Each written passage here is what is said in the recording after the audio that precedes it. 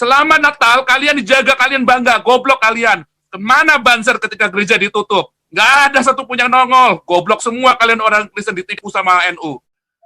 Oh, berarti kalau menurut Bapak itu belum merdeka ya? Siapa?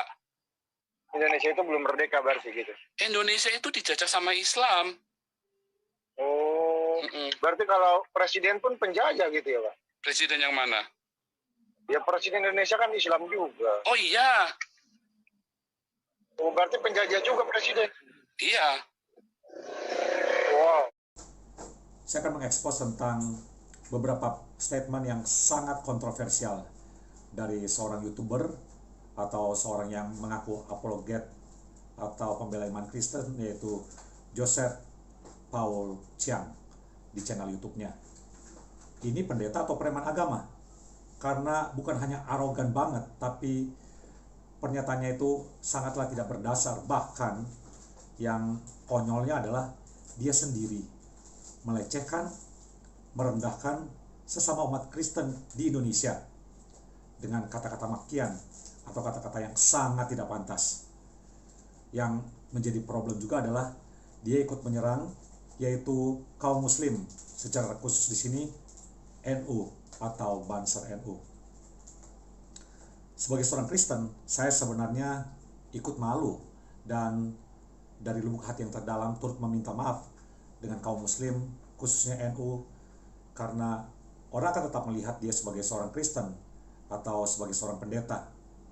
Tapi saya akan menunjukkan bahwa sebenarnya ajaran orang ini berbeda dengan ajaran kekristenan yang saya percayai. Karena Paul Chiang ini tidak percaya akan Trinitas atau Tritunggal. Dan itu adalah ajaran yang bagi saya sebagai orang Kristen itu adalah ajaran yang paling fundamental, doktrin yang paling vital dan mendasar. Tapi saya tidak akan membahasnya itu di sini. Lalu siapa Joseph Paul Chiang ini? Dia saat ini tinggal di Jerman, tetapi sayangnya dia rajin memproduksi konten yang cenderung provokatif.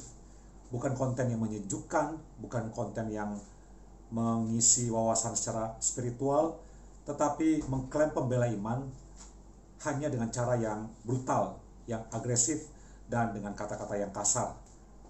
Apalagi dia tidak memahami sesungguhnya konteks tentang kekristenan dan tentang relasi kekristenan dengan agama yang lain di Indonesia. Bahkan dia sama sekali amnesia atau buta sejarah sebenarnya dengan sejarah di Indonesia. Orang ini dengan gampangnya memelintir sejarah sesuai dengan maunya sendiri, ya. Bahkan dengan lancangnya dia malah mengapresiasi PKI dan dia menyebut bahwa adalah PKI yang katanya mengkritik para jenderal yang disebutnya sebagai 7 jenderal itu karena apa? Karena gaya hidup yang gak jujur oleh fakta-fakta tanpa menyadari bahwa jenderal-jenderal hidup dalam hedonisme. PKI itu mengkritik Soekarno karena jenderal-jenderalnya itu hedonisme hidupnya. Jadi PKI itu justru yang mengajarkan rakyat buat hidup benar. Jangan bilang Jenderal Ayani CS 7 jenderal itu adalah 7 jenderal yang jujur ya. Mereka itu hedonisme loh. Wah, ini jadi masalah besar. Karena apa? Karena dia bukan hanya melukai keluarga dari 7 korban yang adalah pahlawan revolusi yang masih hidup sampai saat ini, tetapi dia juga abai dan lupa bahwa ada 2 orang dari 7 pahlawan revolusi itu sendiri yang sebenarnya adalah orang Kristen, yaitu Jenderal D.I. Panjaitan dan Pierre Tendean yang juga berdarah Manado kayak saya. Dan 2 sosok pahlawan ini juga adalah representasi orang Kristen yang menjadi korban. Apalagi dengan aksi heroik dari Pierre Tendean, dia berani pasang badan dan dia mengaku sebagai Jenderal Nasution itu demi menyelamatkan Jenderal Nasution. Ini adalah satu pengorbanan yang luar biasa, yang bahkan dengan mengorbankan nyawa. Nah sayangnya Paul Chiang ini mengabaikan hal itu, di amnesia atau buta sejarah sama sekali. Lebih parahnya lagi adalah dia menyamakan NU dengan FPI. Wah, jelas ini salah besar, salah total. Ini jauh banget, Ferguson. Indonesia goblok, makanya bisa ada Banser, bisa ada FPI. Nanti kalau mereka perang, ya double minoritas. Nah, solusi dari semua itu sebetulnya hanya kebangsaan, solusi kebangsaan itu. Cuman saya angkatnya dari mulai Banser sama FPI. Mereka itu nggak beda jauh. Jadi jangan Anda mengeluh-ngeluhkan Banser, Anda kira Banser hebat, goblok. Orang-orang Kristen, orang-orang kafir yang bilang Banser itu hebat, goblok kalian. Mereka sama-sama haus darah itu. Dia lupa pula bahwa mantan Presiden RI itu, yaitu Gus Dur, adalah sosok tokoh NU yang sangat berjasa bagi negeri ini, bahkan terutama bagi kaum minoritas, termasuk di dalamnya orang Kristen dan kaum Tionghoa. Wani Nabi ke-26, Joseph Paul Zam, yang meluruskan kesesatan ajaran Nabi ke-25 dan kecabulannya yang maha cabulullah.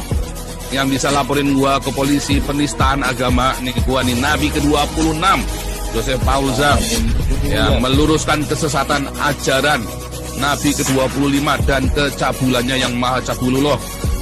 Sebentar ya, ini ada bilang di suatu negara ya, negara Eropa ini kan rata mengizinkan LGBT dan kumpul kebo, bahkan ada kontrak kumpul kebo, itu ada kontraknya ya.